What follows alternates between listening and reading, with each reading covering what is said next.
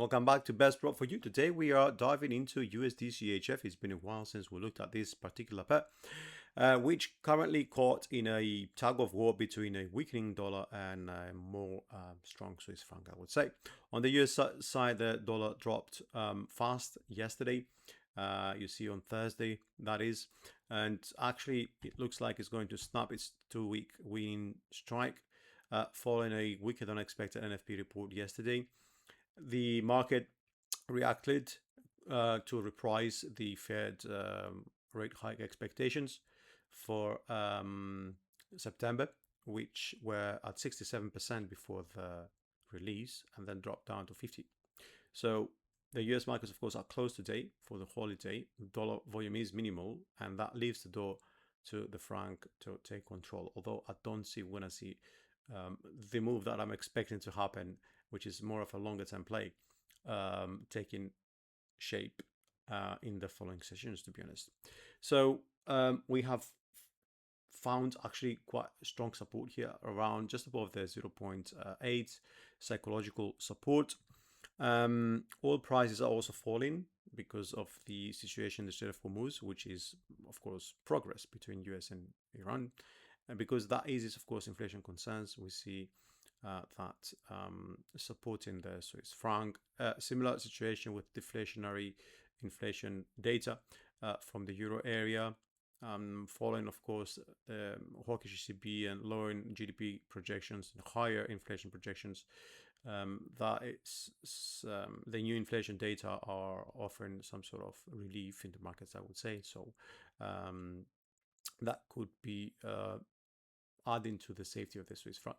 So let's see how this translates to the charts. It's not just actually that, because we're looking at a bit more of a longer term play here. And specifically, I wanted to just explain to you what I see currently. I see a potential cup and handle pattern here that has formed, right? And if we do take into consideration the touching points of the rim, let's say, we have actually found support exactly at this neckline, okay, which seems to be also at the same time the middle Bollinger Band on the daily chart. And this is important for context. Why? Because it adds to the strength of this potential support. And if that is the case, then we could potentially see this from the middle, of course, of the cup, see this projected towards the 0.83 level. So we are currently at 0.80, just off that support, which means we could be looking at 300 pips here. And that could be a very good long-term play, a medium-term play, I would say. Obviously, we are looking just at the daily chart here, and we have to acknowledge what are the important levels. 81.42, the open of yesterday's candle, which is a big drop at 80.85, let's say, and of course the low over here at around 80.80, and below that, just in case, because we could potentially see that falling lower, right?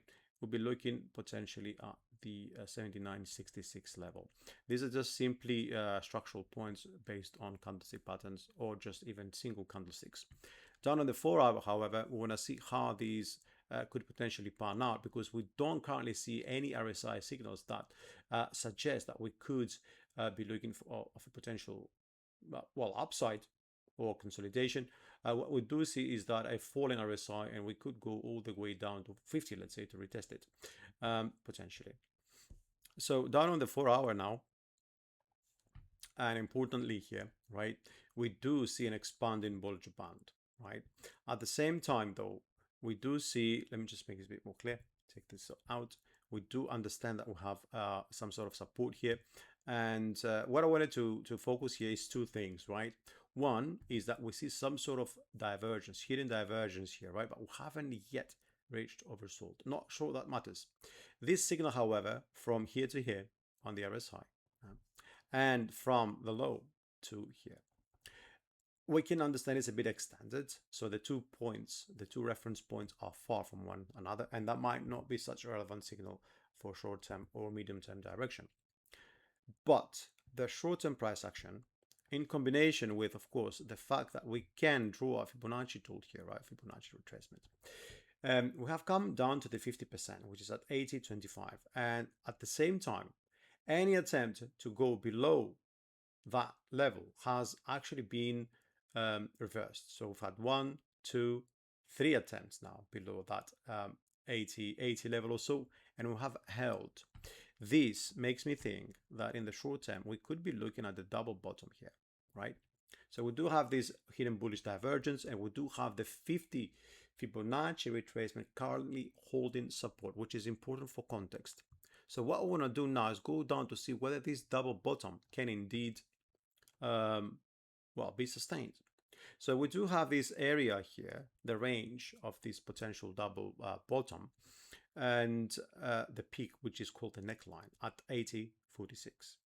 This is the level that we're looking to break higher from in order for us to continue, of course, not just above 81.15 and 81.20 and the 80.85, but also the 81.42 here and towards the 83 level.